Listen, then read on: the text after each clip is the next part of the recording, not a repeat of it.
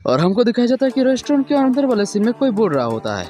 हमारे सेंसे की दोस्त बोलती है, मैं आपको बता रही हूँ वो आपको पसंद करता है। देखो, उसने जानबूझकर तुम्हारे लिए सैंडविच छोड़ा है। वाह, उसने तो कॉफी भी छोड़ दी। जवाब में सेंसे बोलती है, अगर ये ब्याज नहीं है तो क्या है? फिर हम आगे की सीन देखते सेंसे बोल रही होती है, उस टाइम मैंने जो सोचा ये था कि क्या मैं सचमुच इतनी दयानिक दिखती हूँ।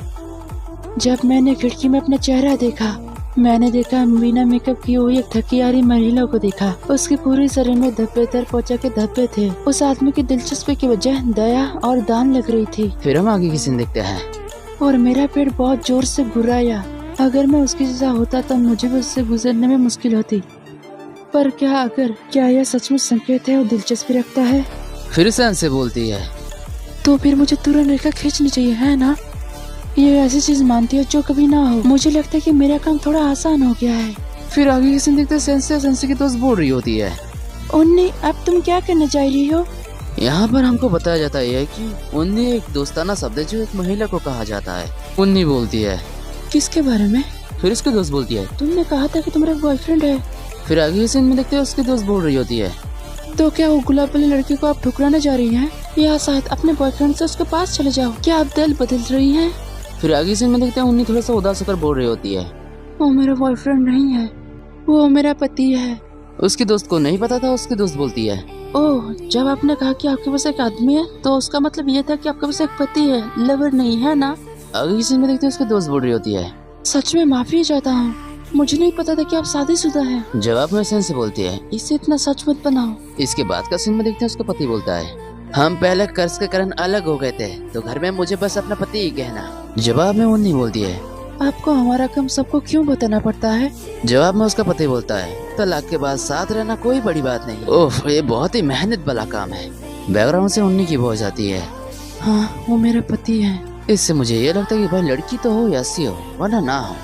फिर आगे की सीन में देखते हैं, बैकग्राउंड से उन्नी की वॉइस ओवर आती है, तो चलिए इस बारे में बात करना बंद करें। और जवाब में उसका पति बोलता है, हाँ मुझे दुख है।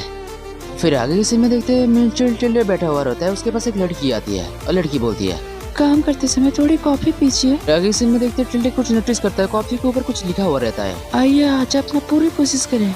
म्यूचुअल टेलर बोलता है, इससे मुझे ये तो मालूम हो चुका है कि भाई ये बंदा अच्छा नहीं है, आगे जाकर बहुत ही हरामी बनने वाला है। तो आपको क्या लगता है, आपका ओपिनियन? बैकग्राउंड में किसी की वॉइस ओवर आती है, ये देखो।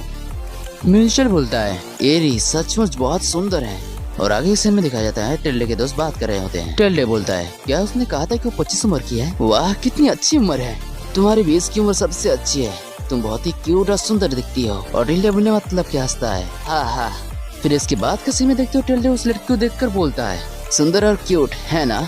बूढ़े लोगों का बात करने का तरीका कुछ और ही होता है। इससे ये पता चलता है कि ये बंदा बहुत बड़ा हरामी है। फिर आगे के सीन में कब को दिखाया जाता है, टिल्डे बोलता है, क्या उसमें बहुत ही आकर्षण है और युवा होना अच्छा है। बैकग्राउंड से वॉइस ओवर आती है, जब आपने क्या ही दिया है तो मुझे लगता है एरिन वास्तव में म्यूचुअल को पसंद करती है।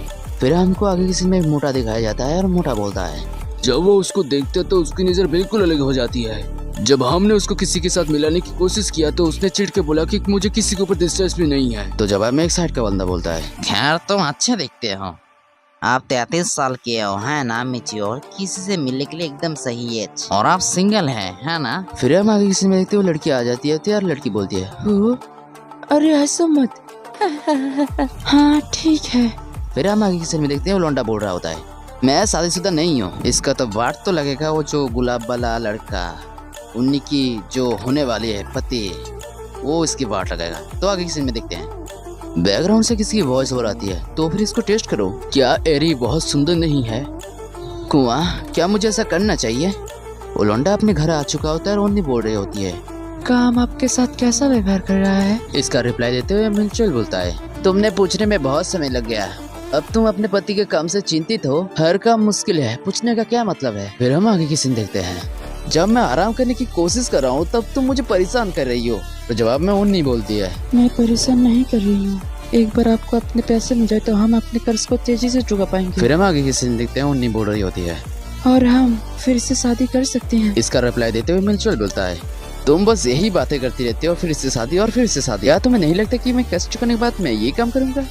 खैर हम यहाँ हैं, तुम मेरे बिना कैसे रह सकते हो, है ना? फिर आगे की सीन देखते हैं म्यूचुअल बोल रहा होता है, लेकिन इसे धक्का मत दो। जब कोई औरत चिढ़ाती है तो एक आदमी भागने के लिए मजबूर हो जाता है। ओह वैसे हेसु। आगे इस सीन में दिखाया जाता है म्यूचुअल उन्नी को पकड़ के बोल रही होती है, मुझे कुछ खर्च करने के लिए पैसे चाहिए। जवाब में उन्नी बोलती है, पैसा खर्चना?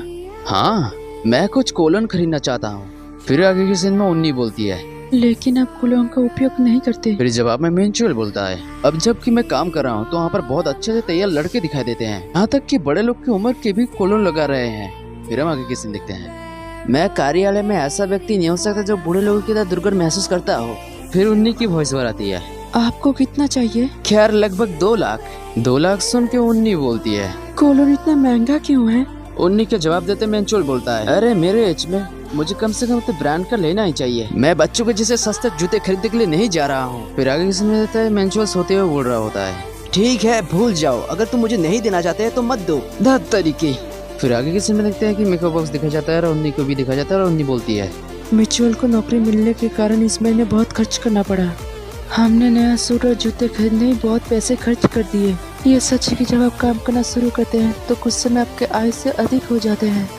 चाहे हम कितनी भी बचत कर लें, हम फिर भी घाटे में ही रहेंगे। मुझे लगता है कि और भी ज्यादा मुझे काम करना पड़ेगा। फिर आगे किसी में देखते हैं, सप्ताह में मैं दोपहर से शाम तक मोटोहा में काम करती हूँ। अगर मैं बाद में सुविधा स्टोर में काम करूँ तो ये ओवरलैप नहीं होना चाहिए। मुझे बस नींद कम करने की जरूरत है। इससे पता चल रहा है कि ये बहुत ही मेहनती है। फिर आगे की सीन, उन्होंने कहा कि कोलोन की कीमत लगभग 2 लाख है।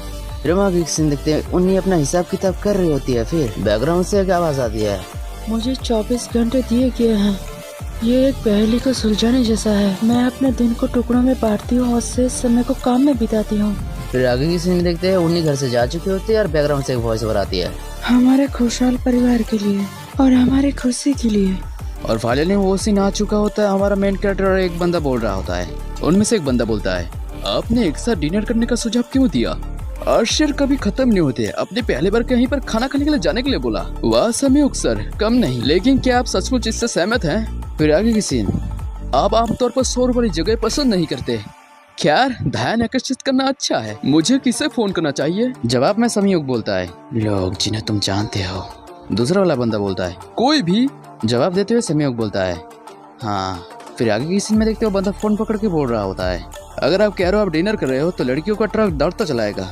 ये सचमुच अजीब है, यहाँ तक कि कोई आदमी भी सस्ते इस तरह से नहीं जाता। फिर हम आगे की सीन देखते हैं, मैंने 2 लोगों को बुलाया है, क्या आप जाने के लिए तैयार हैं? जवाब देते हुए संयोग बोलता है, हाँ भाग दौड़ निर्णायक रूप से।